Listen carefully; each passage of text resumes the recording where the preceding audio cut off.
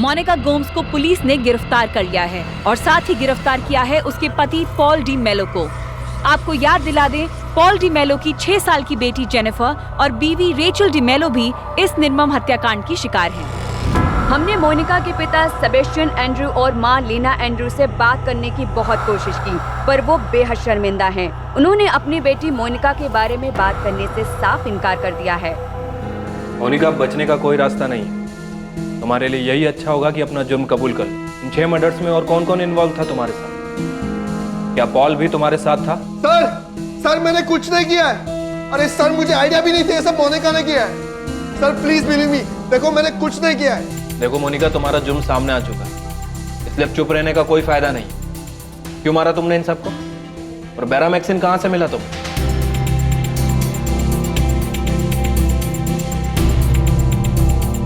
साहब, मेरे को बैरामैक्सिन के बारे में तो कुछ मालूम नहीं, पर मैं आपको कुछ और बता सकता हूं। पर मेरे को मालूम नहीं कि उनका इन मर्डर से कुछ लेना देना है कि नहीं। प्रशांत की तरह केविन भी पुलिस से काफी कुछ छुपा रहा था,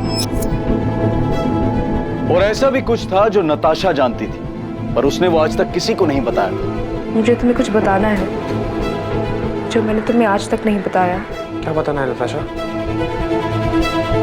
मैंने कुछ नहीं किया है और ना ही किसी का मर्डर किया है। मोनिका, झूठ बोलने से कोई फायदा नहीं है। प्रशांत कदम हमारी कस्टडी में है और केविन लॉरेंस तक भी हम पहुंच चुके हैं, और बाकी के उन सभी लोगों तक पहुंच जाएंगे जिन्होंने तुम्हारी मदद की है। मुझे तो आइडिया भी नहीं ये सब मोनिका ने किया, और उसने ऐसा क्यों किया और कैसे किया मुझे सच में नहीं पता। प्लीज बिलीव मी मैम, मैं सच कह रहा हूँ। इम्पॉसिबल पॉल, उसने 6 लोगों को जहर देकर मार डाला, जिसमें तुम्हारी 6 साल की बेटी जेनिफर और तुम्हारी बीवी रेचल भी थी। मैं सच बोल रहा हूँ मैडम, और हाँ, मुझे उस वक्त किसी पर भी शक नहीं हुआ, क्योंकि मेरी बेटी जेनिफर को सांस लेने में प्रॉब्लम हो रही थी, इसलिए हम उसे हॉस्पिटल लेकर गए।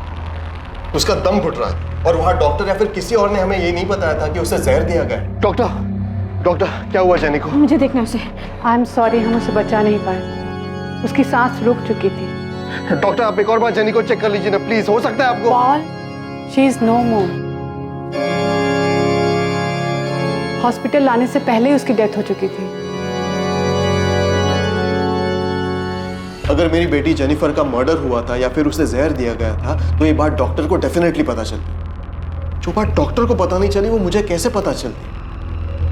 और जब से इन सब के बारे में पता चला है, मैं खुद शॉक में। अब तो मुझे मोनिका से डर लगने लगा। 1 साल में तुम्हारी बेटी और बीवी दोनों की मौत हो जाती है, तुम्हें उसमें कुछ भी अजीब नहीं लगता? क्योंकि तुम झूठ बोल रही हो। हमें पता है क्यों, क्योंकि तुम्हारा और मोनिका का अफेयर चल रहा था, इसलिए हम दोनों ने मिलकर सबको मार डाला। ये सच नहीं है मैम।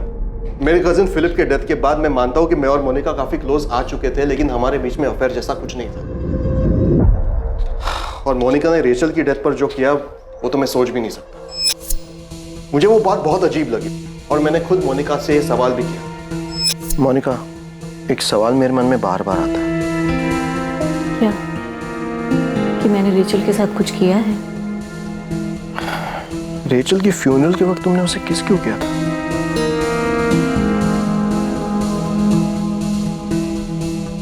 क्योंकि रेचल मेरी बहुत अच्छी फ्रेंड थी, और ये बात मैंने तुम्हें पहले भी कई बार बताई है। तुम्हें मुझ पे शक क्यों होता है पॉल? क्या मैं तुम्हें इतनी क्रूर लगती हूँ? रेचल डिमेलो की तबीयत खराब होती है और मोनिका उसे डॉक्टर के पास लेकर जाती है। अपनी 6 साल की बेटी जेनिफर की मौत के बाद रेचल अक्सर बीमार रहने लगी थी। ये लो, पानी पी लो, थोड़ा सा अच्छा लगेगा।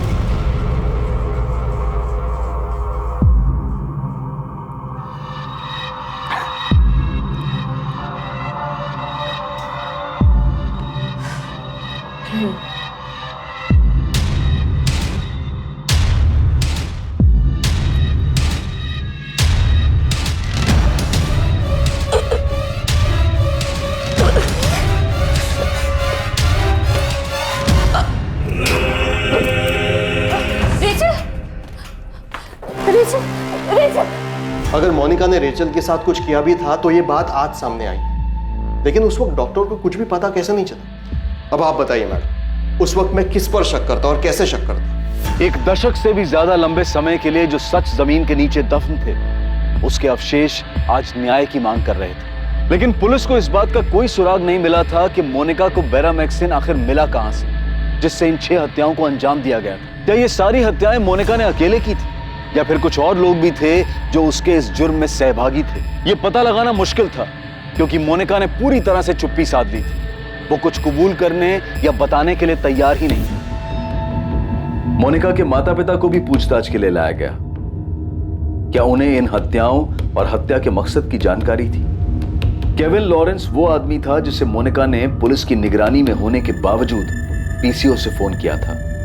केविन लॉरेंस इन हत्याओं के बारे में क्या जानता था और मोनिका गोम्स ने केविन लॉरेंस को कांटेक्ट क्यों किया?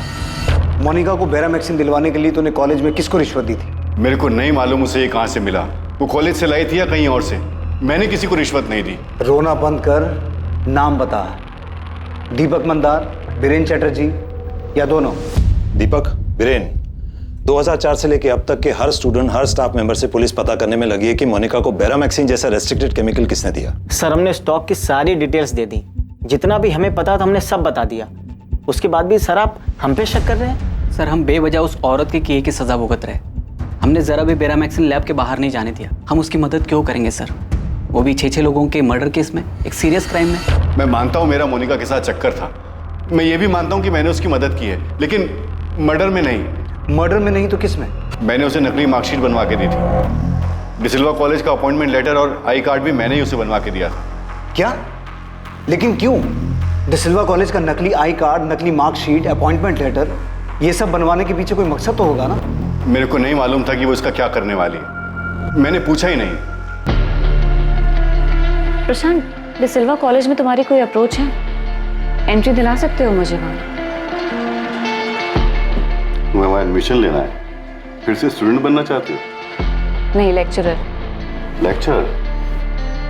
मोनिका, वो साइंस कॉलेज और तुम कॉमर्स ग्रेजुएट, क्या करोगी वहाँ लेक्चरर बन के? तुम मुझे केमिस्ट्री की मार्कशीट्स दिलवा सकते हो? तुम्हें ये सब करना क्यों है? क्योंकि मैं केमिस्ट्री की लेक्चरर बनना चाहती हूँ, इसलिए।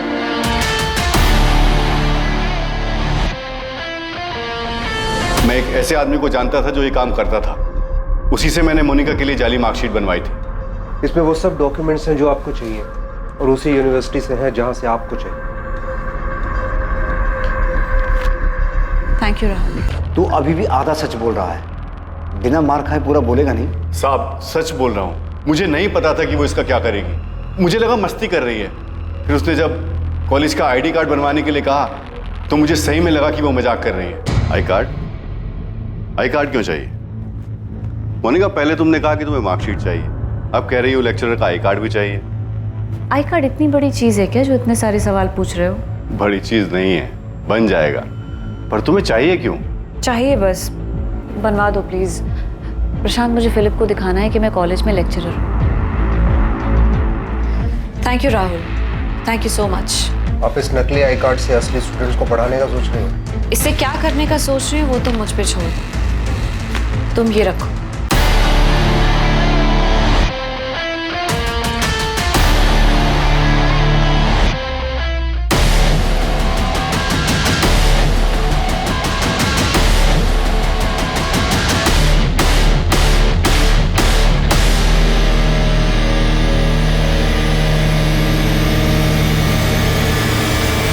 फिर 2005 में मोनिका के सास के मरने की खबर आई। साहब, मैं कसम खाकर बोलता हूँ, मेरे को नहीं मालूम था कि वो नेचुरल डेथ नहीं थी। मुझे तो खुद अभी पता चला कि वो मर्डर था।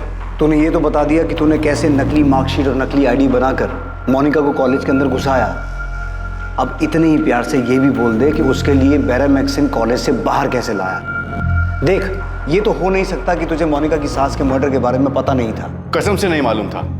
हाँ, इतना जरूर जानता था कि मोनिका अपनी सास से बहुत परेशान रहती थी। वो अक्सर उसके बारे में बोलती रहती थी। ये उन 14 सालों की उस षड्यंत्रकारी यात्रा की सिर्फ शुरुआत थी जिनमें बेहद भयानक हत्याओं को अंजाम दिया गया, जिन हत्याओं पर इतने सालों तक किसी को शक नहीं हुआ।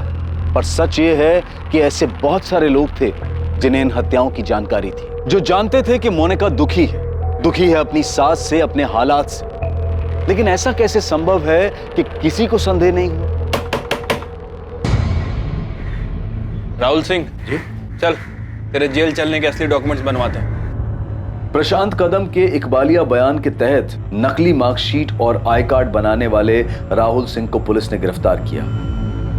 राहुल सिंह ऐसे कई चौंकाने वाले खुलासे करने जा रहा था जो अब तक प्रशांत ने भी पुलिस के सामने नहीं रखे थे। सर केविन अभी भी बार बार यही राग अलाप रहा है कि वो मोनिका को काफी टाइम से जानता है, वो सिर्फ उसका दोस्त है, उसके अलावा कुछ नहीं। लेकिन ये फोन रिकॉर्ड कुछ और ही बता रहे हैं। ये जानते हुए भी कि हम मोनिका पर 24 घंटे नजर रखे हुए हैं, उसके बावजूद भी मोनिका ने अलग अलग एरिया के पीसीओ से केविन को कॉल किया है, जहां हमारे कांस्टेबल ने उनको फॉलो किया था।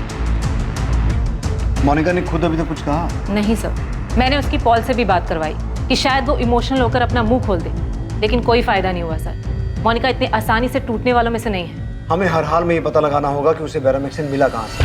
अगर पता नहीं लगा पाए तो इस जानकारी का कोई फायदा नहीं होगा कि जब वो 6 डेथ्स हुई मोनिका उनके साथ थी और उसके कुछ खिलाने या पिलाने के बाद ही उनकी डेथ हुई।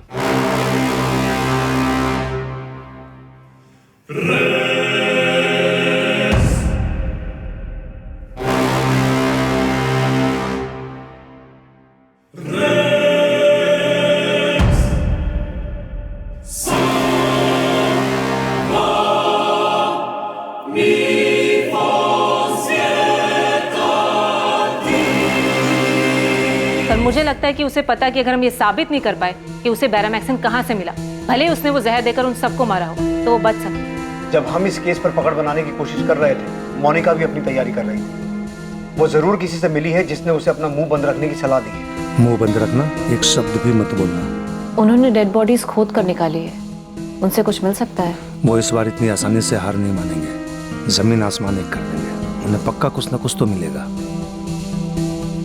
उन्हें सिर्फ मुझ पर शक नहीं है, बल्कि वो ये मान चुके हैं कि ये सब मैंने ही किया है। देखो मोनिका, कोई भी इंसान अंजाम भुगतना नहीं चाहता है, वो भी तब जब इतने साल तक सब शांत हो और बात न उलझी हो। लेकिन अब ये बाहर आ चुके हैं और ये रुकने वाले नहीं हैं। अब इससे निपटने का सिर्फ एक ही तरीका है कि सब लोग अपना मुंह बंद रखें। खुद को बचाने की कोशिश में हाथ पैर मत मारना।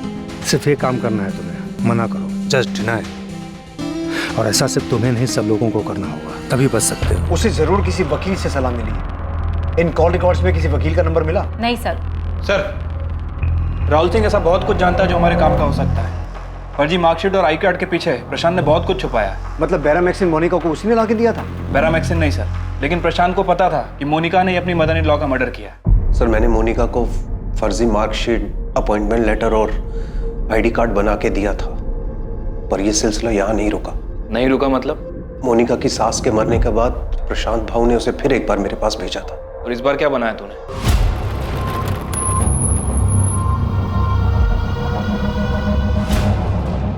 ये तो एल्बर्ट गोम्स की प्रॉपर्टी है, आपके ससुर की। हाँ। आपको इसमें भी फ्रॉड करना है? हाँ राहुल, मालूम है मेरे को, वसीयत बनानी है। प्रशांत भाऊ, आपको पता है ना ये सारी प्रॉपर्टी करोड़ों की होगी। चिंता मत कर, उसमें तेरा भी थोड़ा सा हिस्सा है। वो ये वसीयत जिस भी काम के लिए बनवा रही है उसकी रजिस्ट्री करवानी पड़ेगी, आपको पता है ना ये बात। उसकी चिंता तू क्यों करता है, मैं हूं ना इधर, तू बस वसीयत बना। मेरे father in law Albert Gomes के साइन फॉर्ज करने पड़ेंगे और विल में उनके बाद प्रॉपर्टी 2 लोगों को जाएगी, मेरे पति फिलिप गोम्स को और उनकी पत्नी मोनिका गोम्स को, यानी मुझे। सर, वो विल जाली थी। इस बात पे फिलिप के भाई जॉर्ज को पहले ही शक था कि विल फर्जी है। चल अच्छा हुआ कि ये बात सामने भी आ गई। अब ये बता कि मोनिका को बेरामैक्सिन किसने दिलवाया, कहाँ से मिला, क्या प्रशांत था वो? सर, मुझे सच में इसके बारे में कुछ नहीं पता।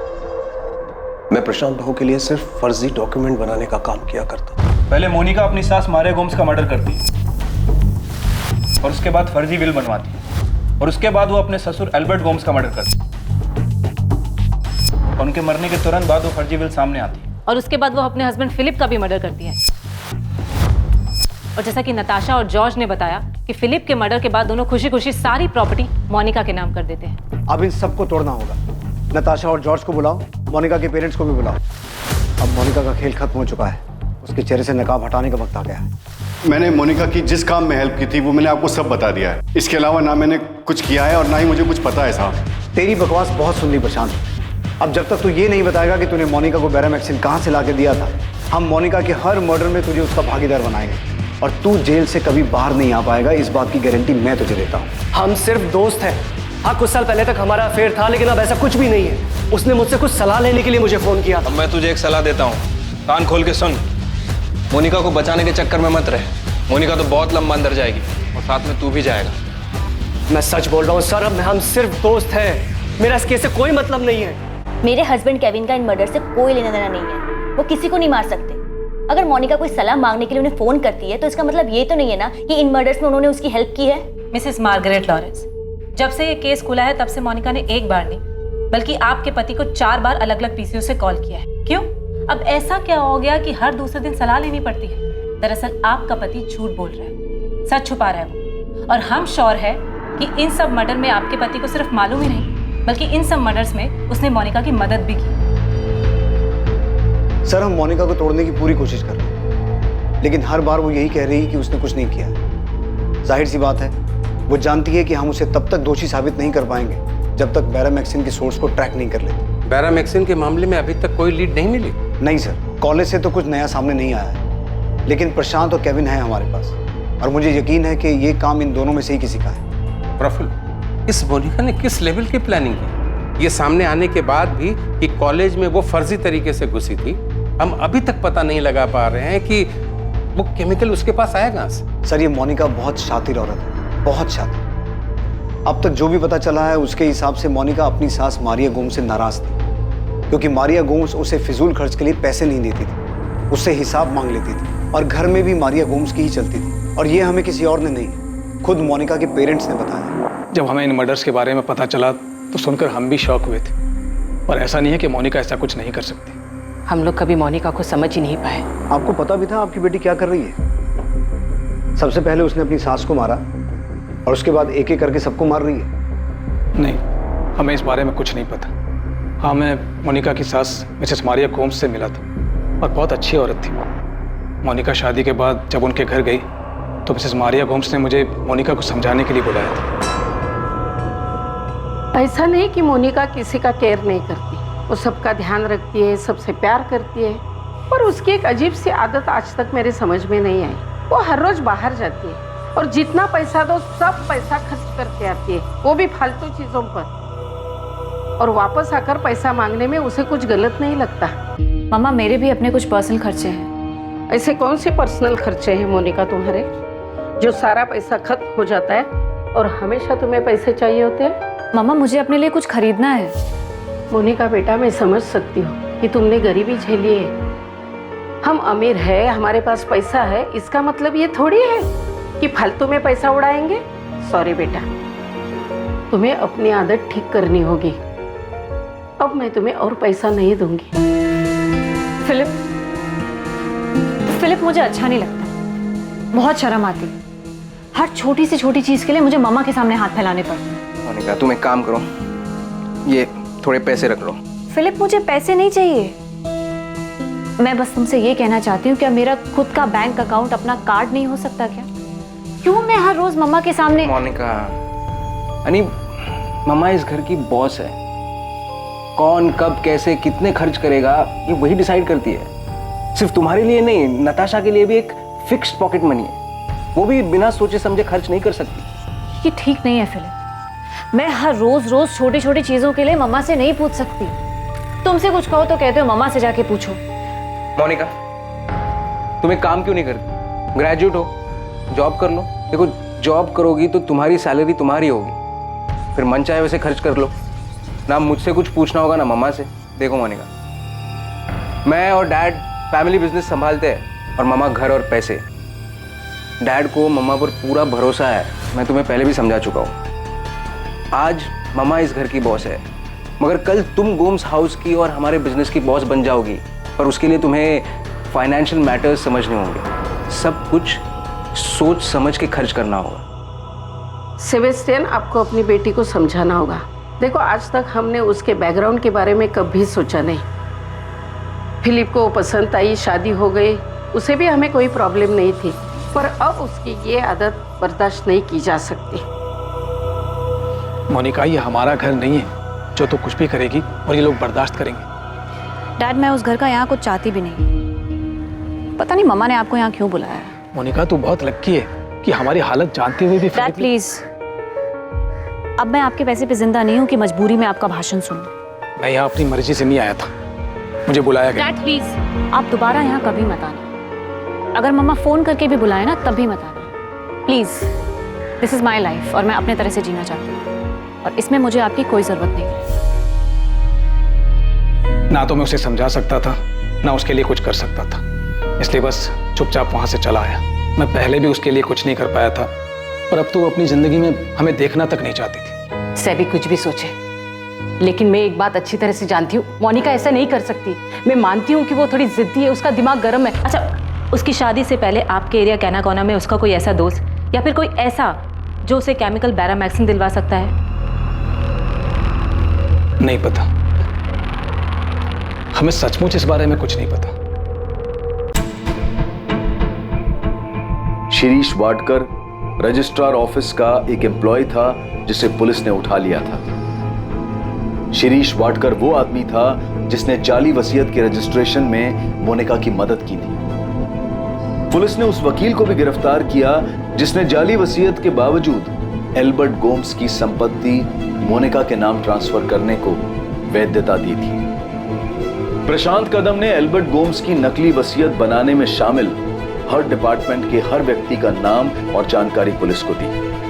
सिर्फ इतने से काम नहीं चलेगा, तुझे ये तो बताना पड़ेगा कि तूने मोनिका के लिए बैरामैक्सिन कहां से अरेंज किया था। डिसिल्वा कॉलेज का कोई आदमी इन्वॉल्व है या वो केमिकल बाहर से लाया था? मैं कसम खाकर कह रहा हूं कि मैंने उसके लिए वो केमिकल अरेंज नहीं किया था, पर इतना जरूर बोल सकता हूं कि जब उसके पति फिलिप की मौत के टाइम पर पीटर फर्नांडिस ने वो मामला उठाया था कि वो सुसाइड नहीं मर्डर है, तब मुझे भी मोनिका पर शक हुआ था। मैंने उससे पूछा भी था, लेकिन उसने मुझे यही बताया कि फिलिप ने आत्महत्या की है। उस समय आपके विनोद तावड़े साहब थे, वो भी तो उस समय जाकर पता। ये बकवास मत कर कि उन्होंने क्या किया और क्या नहीं किया। तूने सामने से आके क्यों नहीं बताया कि मोनिका ने नकली वसीयत बनवाई है, उसने फ्रॉड किया है? अगर तू आके बोला होता तो पुलिस पक्का इस केस को मर्डर केस की तरह देखती। गलती हो गई, नहीं आया साहब, इतना सब कुछ बताया। कुछ और होता तो वो भी बताता ना साहब। मोनिका ने जैसे मुझे यूज किया है ऐसे किसी और को भी तो कर सकती है साहब। मोनिका ये आपको बता सकती है कि उसने सबको नेचुरल डेथ कैसे दिखाया है।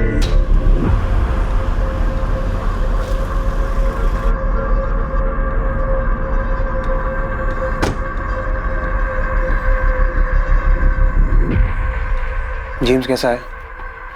वो सब फेस कर पा रहा है? नहीं, वो ठीक नहीं है, एकदम चुप हो गया है वो।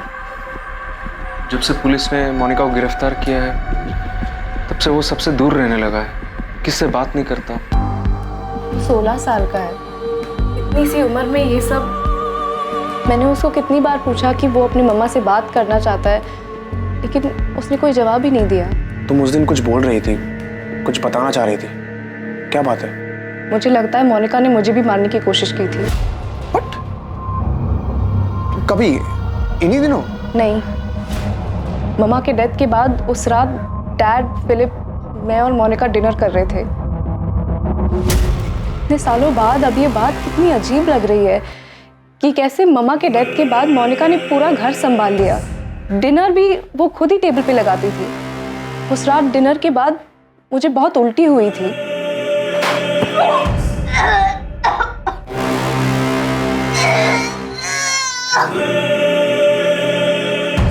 नाताशा,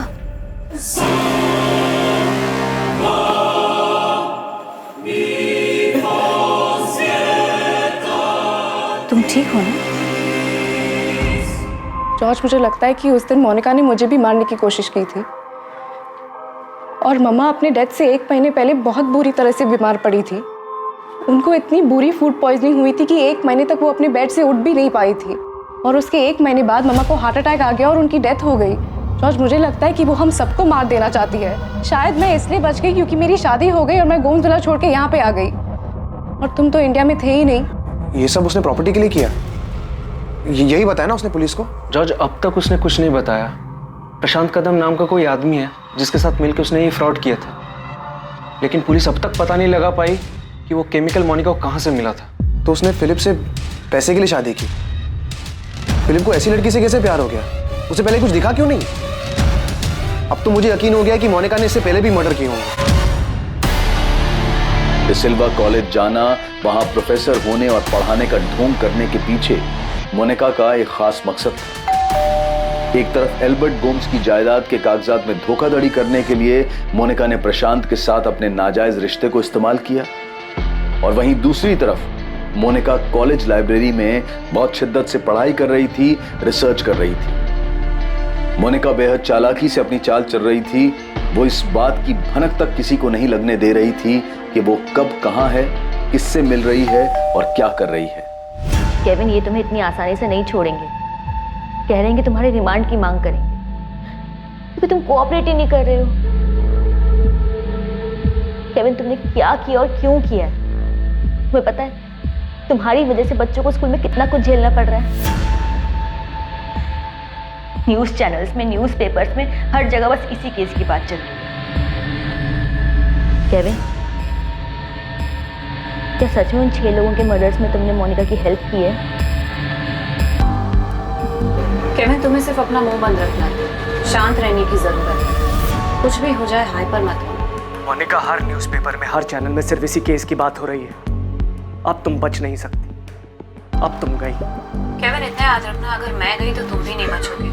24 घंटे ये लोग मेरा पीछा कर रहे हैं, लेकिन फिर भी मैं नहीं डर रही, इसलिए तुम्हें भी घबराने की कोई ज़रूरत नहीं। बस शांत रहो और अपनी नॉर्मल लाइफ जियो जैसे मैं जी रही हूँ। मैंने बात की है, हमारा शांत रहना और चुप रहना ही हमें बचा सकता है, इसलिए कुछ भी हो जाए अपना मुँह मत खोलना, शांत रहना, समझे?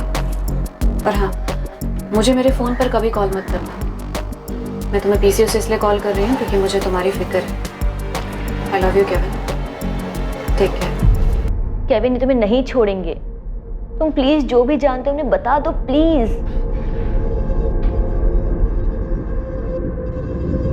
मार्गरेट, मुझसे एक गलती हुई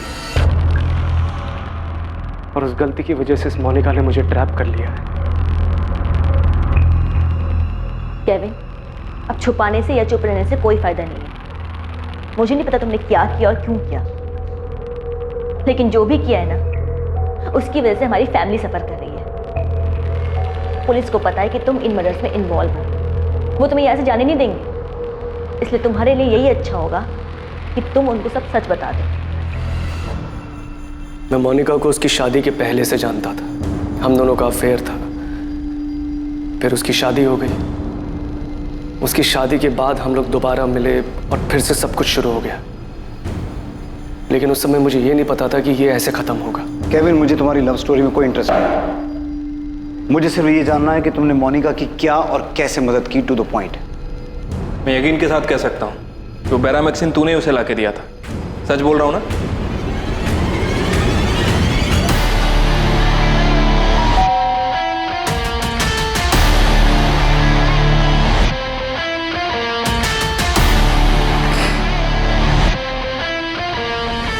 हम दोनों के बीच में सिर्फ फिजिकल रिलेशन था। मुझे सिर्फ इतना मालूम था कि वो गोम्स हाउस में खुश नहीं है, पर सर बेरामैक्सिन के बारे में उसने मुझसे झूठ बोला था। तो बेरामैक्सिन तूने ही लाके दिया था उसे? जब मैंने उसे पूछा था कि बेरामैक्सिन क्यों चाहिए, उसने मुझे असलियत नहीं बताई। बेरामैक्सिन, मोनिका तुम जानती हो ना, वो केमिकल एक जहर है। ऑफ कोर्स पता है केविन, मेरी कॉलोनी में ना एक कुत्ता है, वो बहुत बीमार है, रात भर दर्द से तड़पता रहता है। मुझसे उसका दर्द देखा नहीं जाता। मैं उसे उसके दर्द से आज़ाद करना चाहती हूँ केविन। अरे तो एक म्यूनिसिपैलिटी को फोन करके उनको बुला लो। तुम क्या ये कुत्ते को बेरामैक्सिन देने की बात कर रही हो? केविन, वो बहुत दर्द में है, बहुत तकलीफ में रहता है दिन रात। हमें कुछ करना चाहिए। देखो, हम इंसान तो अपना दर्द तकलीफ बता सकते हैं, लेकिन ये बेचारा ये कैसे कहेगा? केविन प्लीज, हमें उसके लिए कुछ करना चाहिए। मुझे लगा उसकी नीयत साफ है, वो अच्छे इंटेंशन से मांग रही है। बेरामैक्सिन मिला कहाँ से? सर, मेरा एक दोस्त है जो गोल्ड इंडस्ट्री में काम करता है। क्या नाम है तेरे दोस्त का? अश्विन मूर्ति।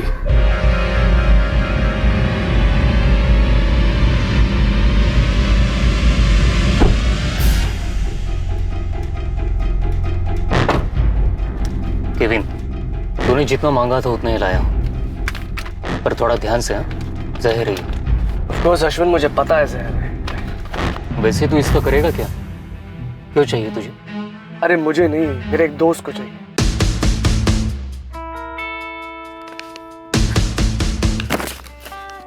थैंक यू केविन, ये सच डार्लिंग। मोनिका ने कहा कि उसे कुत्ते को मारने के लिए बेरामैक्सिन चाहिए और तूने उसकी बात का विश्वास कर लिया। मोनिका ने 11 साल में 6 मर्डर किए हैं। उसने पहले तो उससे इतनी मात्रा में बेरामैक्सिन ले लिया था कि बाकी के लोगों को मार सके। और अगर बैरामैक्सिन उसके पास था तो जो टीम फिलिप के केस में जांच कर रही थी उन्हें ये बैरामैक्सिन मोनिका के घर क्यों नहीं मिला? कहाँ छुपा के रखा था उसने? केविन, ऐसा हो ही नहीं सकता कि तुम्हें इस बात के बारे में ना पता हो कि मोनिका ने वो बैरामैक्सिन अपनी सास को मारने के लिए मंगवाया है। सर, मुझे सच में नहीं पता था। मुझे उसकी नीयत साफ लगी, इसलिए मैंने उसका विश्वास कर लिया। मैं सोच भी नहीं सकता था कि वो बैरामैक्सिन अपनी मदर इन लॉ को मारने के लिए यूज करेगी।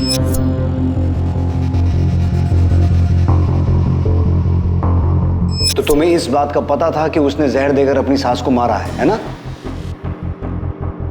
केविन, तुम्हें यह भी पता था कि अपनी सास को मारने के बाद बाकी लोगों को भी एक एक करके वो मारने वाली है ना? सर, मैं फंस गया था उसके जाल में।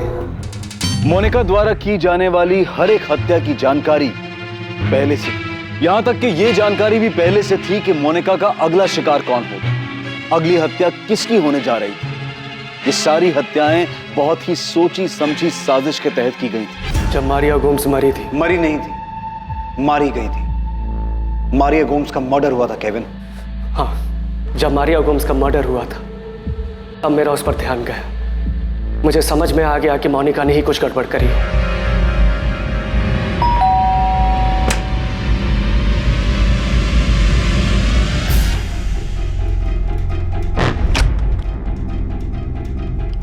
क्या किया तुमने? क्या क्या केविन? तुमने अपनी mother in law Maria Gomes का मर्डर किया है ना?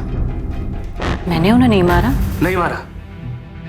ठीक है, मैं ना अभी पुलिस को फोन करके अभी उनसे बात करता हूं। केविन, नहीं किया ना तो ऐसा नहीं करो। क्यों नहीं? क्यों? ठीक है, नहीं करूंगा। मुझे अभी इसी समय सारा का सारा सच जानना है। तुझे मारिया गोम्स की डेथ पर अचानक मोनिका पे शक हो गया? तूने 2+2 किया और तुझे समझ में आ गया कि उसी ने अपनी सास का मर्डर किया है? अचानक नहीं, जब मोनिका ने मुझसे बैरामैक्सिन मंगवाई थी उसके कुछ ही समय बाद मारिया गोम्स को फूड पॉइजनिंग हुई और मरने से लगभग 1 महीना पहले तक वो बेड पर थी। मुझे तभी शक हो गया था कि मोनिका ने कुछ गड़बड़ करी है और मारिया की डेथ के बाद यकीन हो गया। तभी शक हो गया था मुझे जब उनकी तबीयत खराब हुई थी, लेकिन मैंने तब तुम्हें कुछ नहीं कहा था। लेकिन उनकी डेथ के बाद मुझे पूरा यकीन हो गया है कि तुम... हाँ, मैंने उन्हें मारा है। उन्हें मारने के लिए मैंने तुमसे बैरामैक्सिन मंगवाया था। तो तुमने मुझसे झूठ बोला था। मैं तुम्हारे इस क्राइम में ना तुम्हारा हिस्सेदार नहीं बनता। Kevin, Kevin, Kevin, Kevin, listen, Kevin, please, Kevin, please मुझे समझने की कोशिश करो। केविन, उस औरत ने मेरी जिंदगी हराम कर दी थी। तंग आ गई थी मैं, फ्रस्ट्रेट हो चुकी थी। उसे मारने के अलावा और कोई चारा नहीं था मेरे पास। तुम्हारा दिमाग तो ठीक है ना? तो अब तुम्हें मेरा दिमाग खराब लग रहा है केविन? हाँ, तुम इतने अच्छे से जानते हो मुझे, कितने टाइम से, फिर भी तुम्हें मेरा दिमाग खराब लग रहा है? तुम अच्छी तरह से जानती थी बैरामैक्सिन कैसे यूज करना है, लेकिन मेरे सामने तुम इनोसेंट बनती रही, झूठ बोलती रही मुझसे। केविन, उस औरत ने मेरी जिंदगी मौत से बदतर बना दी थी। ये मत करो, वो मत करो, यहाँ मत जाओ। ऐसा लगता था जैसे किसी पिंजड़े में हो।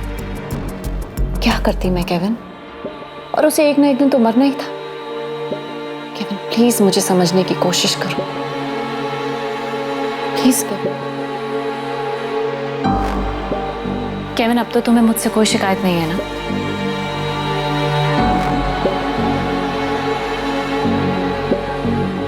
केविन, तुमने मेरी सिर्फ मदद नहीं की है, बल्कि मेरी जिंदगी आसान कर दी है। वो सब दिया है जो मैं चाहती हूँ। मैं बेवकूफ था सर, जो उसके जाल में फंस गया। उसके बाद भी तुम मोनिका को बाकी लोगों को मारने के लिए अश्विन से बैरामैक्सिन लाके देता रहा। अश्विन मूर्ति कहां मिलेगा? अश्विन मूर्ति जिसने केविन को बैरामैक्सिन लाकर दिया था, केविन जिसे मोनिका ने सभी हत्याओं को अंजाम देने के लिए इस्तेमाल किया था, वो अश्विन मूर्ति इस केस के बाहर आते ही अपना फोन स्विच ऑफ करके अंडरग्राउंड हो गया था। अश्विन के परिवार पर दबाव डालकर आखिरकार पुलिस उसका ठिकाना जानने में सफल रही और मुंबई के उस होटल में पहुंच गई जहां अश्विन छुपा बैठा था।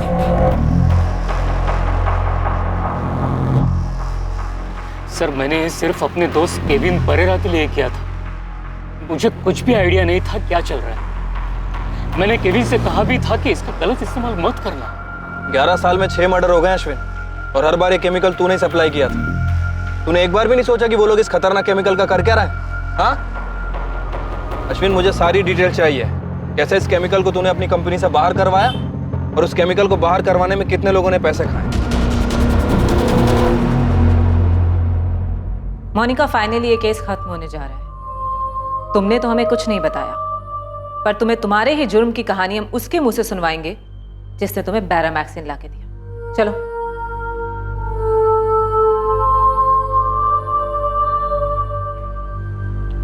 बैठो मोनिका। तुम कुछ भी बताने से मना कर रही थी, पर सुन तो सकती हो? याद कर सकती हो 11 साल में तुमने कितने मर्डर्स किए, किस किस को मारा? केविन, मोनिका ने जो दूसरा मर्डर किया अल्बर्ट गोम्स का, उसकी कहानी तुम मोनिका को सुनाओगे। Come on. हमारी आंटी के मर्डर के टाइम पर मैं बुरी तरह फंस चुका था, और वो इसलिए नहीं क्योंकि मैं इसे प्यार करता था, बल्कि इसलिए कि मुझसे अनजाने में एक बहुत बड़ी गलती हो गई थी। अगर मेरे इतना समझाने के बाद भी तुम्हें गिल्ट होता है और तुम पुलिस के पास जाने का सोचते हो, तो एक बात जरूर याद रखना केविन, कि बैरामैक्सिन तुमने मुझे लाके दिया था। केविन, हम ये सब भूल कर आगे बढ़ते हैं, क्योंकि किसी को पता नहीं लगने वाला है कि मारिया की मौत कैसे हुई। एक मर्डर में फंसने के बाद मैं आगे वापस फंसने वाला था। मतलब? मुझे पता होता था कि आगे और भी मर्डर्स होने वाले हैं। Thank you Kevin. अब किसको मारने वाली हो? एल्बर्ट गोम्स को।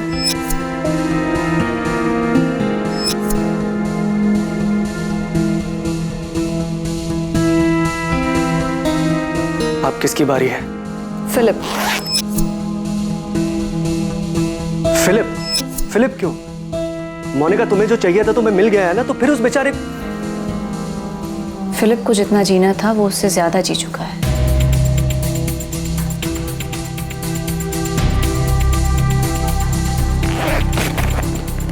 Uncle Peter. क्यों? क्योंकि उन्हें शक हो गया है कि फिलिप का मर्डर हुआ है।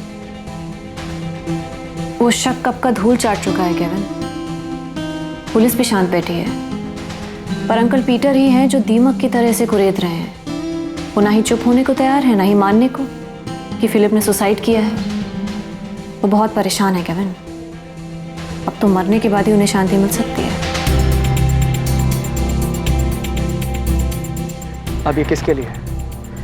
नताशा और जॉर्ज पहले ही सब कुछ तुम्हारे नाम कर चुके हैं। जॉर्ज लंदन से वापस नहीं आने वाला है, तो किसके लिए? मोनिका, अब किसकी बारी है? जेनिफर।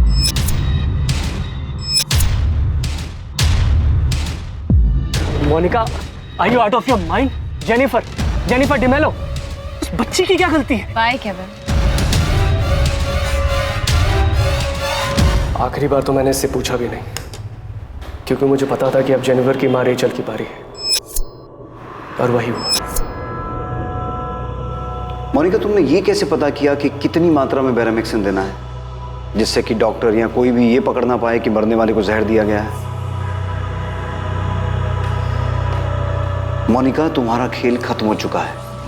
अब चुप रहने का या कुछ भी छुपाने का कोई फायदा नहीं है। मैंने इसके बारे में बहुत रिसर्च किया था, पढ़ाई की थी। तो इन लोगों से पहले भी किसी को ये जहर दिया था? जैसा कि केविन ने बताया कि तुम्हें अपने कॉलोनी के कुत्ते के लिए भी बैरामैक्सिन चाहिए था। पहले भी मैंने इसे अपनी मदर इन लॉ को ही दिया था। वो बस क्वांटिटी में थोड़ा मिसकैलकुलेशन हो गया था, इसलिए बच गई, सिर्फ बीमार पड़ी। और ये गलती तुमने अगली बार नहीं की। एकदम सही मात्रा में बैरामैक्सिन दिया, जिससे वो मर गई और किसी को पता भी नहीं चला। मुझसे गलती सिर्फ एक बार हुई थी। एक नहीं, 2 बार। दूसरी बार तुमसे ये गलती तब हुई जब तुमने नताशा को मारने की कोशिश की।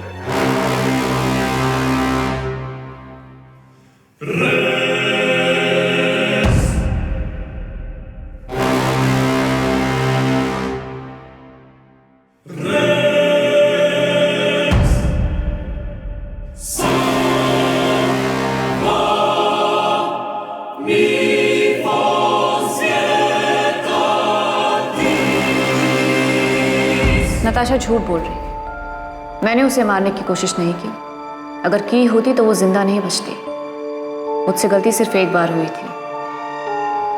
तो ये सारी जानकारी, ये सारी रिसर्च तुमने डिसिल्वा कॉलेज की लाइब्रेरी में बैठ के की? हाँ। मतलब ये प्लानिंग तुमने पहले से ही की हुई थी? तुमने fake marksheet, appointment letter, ID इन सब रिसर्च के लिए बनवाया था? इससे क्या फर्क पड़ता है कि मैंने प्लानिंग की थी या नहीं की थी? जो आपको चाहिए था वो तो पता लग गया है ना। इन लोगों के अलावा किसी का मर्डर किया? जो अब तक हमारे सामने नहीं आया, या हो सकता है तुम्हारी फैमिली के सामने भी नहीं आया अब तक? कोई ऐसा जिसे तुम मारना चाहती हो पर बच गया? जॉर्ज।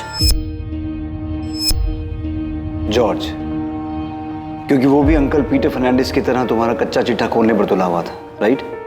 जाहिर है, और क्या रीजन हो सकता है? जेनिफर और रेचल को तुमने पॉल के लिए मारा, लेकिन इतनी छोटी बच्ची को मारने के बाद भी तुम पर कोई असर नहीं हुआ?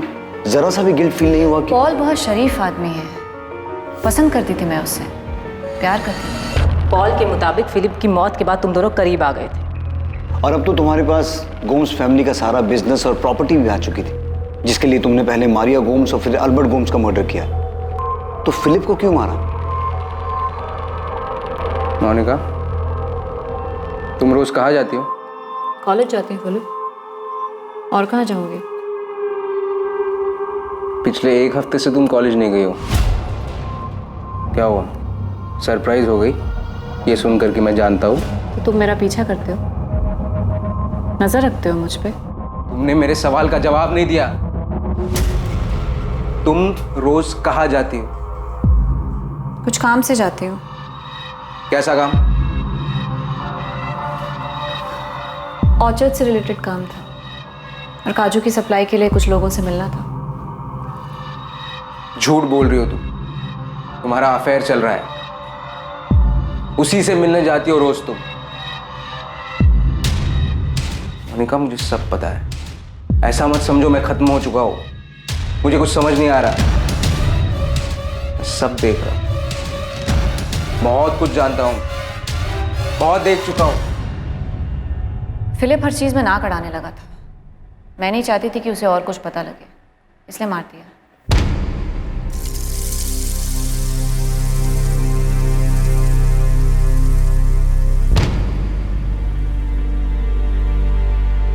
सर, मैंने मोनिका को साइकेट्रिस्ट के पास भेज दिया है, उसकी दिमागी हालत का पता लगाने के लिए। मुझे वो बिल्कुल नॉर्मल नहीं लगी। वो शायद अपना मानसिक संतुलन खो चुकी है। वो इन मर्डर्स के बारे में इतने आराम से बात कर रही थी जैसे उसने कुछ किया ही ना हो।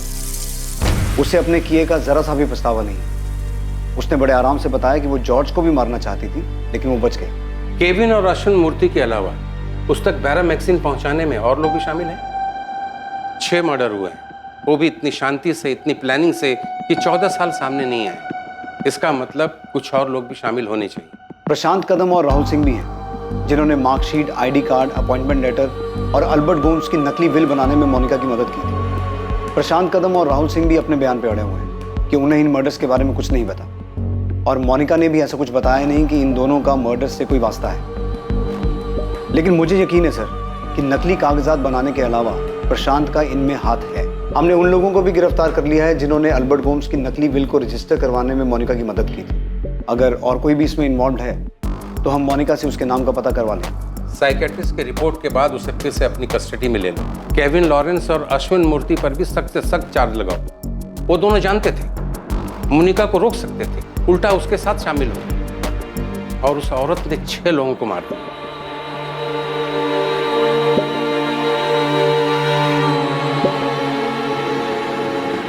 मोनिका, तुमने अपने घर मुझे कॉफी ऑफर की थी। आप चाहे तो आराम से अंदर बैठ के बात कर सकते हैं। कॉफी पियेंगी आप? क्यों? मुझे भी मारने का plan? Sir, I am sure Paul भी इन्वॉल्व है इसमें। मोनिका ने उसके साथ मिलकर किया होगा। पर जॉर्ज, हमें ऐसा कुछ भी पता नहीं चला, और मोनिका उन लोगों में से नहीं है जो किसी और को बचाने के लिए खुद सूली पे चढ़ जाए। हमने उससे कई बार पूछा, लेकिन उसने एक बार भी पॉल का नाम नहीं लिया। हमारे घर में हमारे आंखों के सामने इतना सब कुछ हो रहा था, हमें पता कैसे नहीं चला? इस सवाल का जवाब तो आपको खुद ही ढूंढना होगा नताशा। दरअसल एक बहुत बड़ी चूक हमसे भी हुई है। जब फिलिप की बॉडी में से बैरामैक्सिन के ट्रेसेस मिले थे और पीटर फर्नांडिस ने इसका मुद्दा भी बनाया था, अगर इस केस को सीरियसली लिया जाता तो पीटर फर्नांडिस, जेनिफर और रेचल को बचाया जा सकता था। मोनिका की मेंटल कंडीशन ठीक है? 6 मर्डर किया है उसने, कोई गिल्ट नहीं। हमारे साइकेट्रिस्ट ने उससे बात की है, कई सेशन भी हुए हैं, पर स्ट्रेंजली हमारे डॉक्टर का कहना है कि मोनिका के केस में सब कुछ नॉर्मल है। डॉक्टर को उसके सारे रिस्पॉन्सेज नॉर्मल लगे। Monica is not a psychopath, उसे कोई मानसिक बीमारी नहीं है। तो फिर औरत है क्या? 6 मर्डर किया उसने, उसमें से एक 6 साल की छोटी सी बच्ची थी।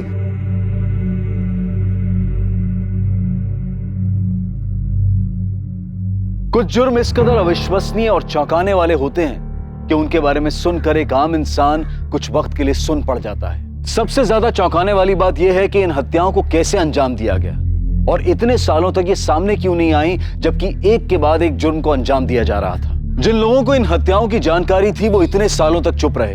अगर इनमें से एक का भी जमीर जागता तो इनमें से कई जिंदगियां बच सकती थी। मासूम लोगों को मौत के घाट उतारने का यह उत्सव रोका जा सकता था। जब फिलिप की मौत को संदिग्ध पाया गया तब, या अगर केविन शुरुआत में ही पुलिस के पास आ जाता तो शायद यह सब और पहले रुक सकता था। इस भयानक हत्याकांड से एक बार फिर यह साबित हो गया कि अपराधी चाहे कितना भी शातिर क्यों ना हो, किसी भी हद तक क्यों ना चला जाए, पर क्राइम नेवर पेज। किसी भी जुर्म से अपराधी का मकसद पूरा नहीं हो सकता है। भले ही ऐसा लगा हो कि इतने सालों तक जमीन में दफन ये सच कभी बाहर नहीं आएगा, पर आखिरकार न्याय हुआ और जुर्म सबके सामने आया। इन सभी हत्याओं का मकसद बेहद भयानक, बेहद डराने वाला था, जिसकी जड़ में सिर्फ स्वार्थ और लालच बसा था। लालच पैसे का, पैसे पर पकड़ बनाने और बेतरतीबी से खर्चा करने की आजादी का। हर चीज को अपने हिसाब से चलाना, अपनी खुशी से चलाना, यह अक्सर दूसरे लोगों के लिए सजा बन जाता है और उन्हें नुकसान पहुंचाता है। एक स्वार्थी इंसान ऐसी हालत में अपनी इच्छाओं के आगे घुटने टेक देता है, फिर उसे सही गलत कुछ समझ में नहीं आता और ऐसी स्थिति में वो किसी भी हद तक चला जाता है।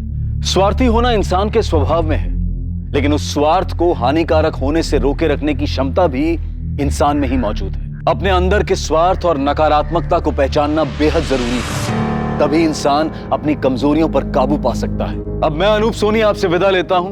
कल रात 10:30 बजे आपसे फिर मुलाकात होगी एक और नए केस के साथ। और याद रखें, क्राइम और आपके बीच में सिर्फ इतना फर्क है कि आप कितने सतर्क हैं। सतर्क रहें, सुरक्षित रहें। जय हिंद।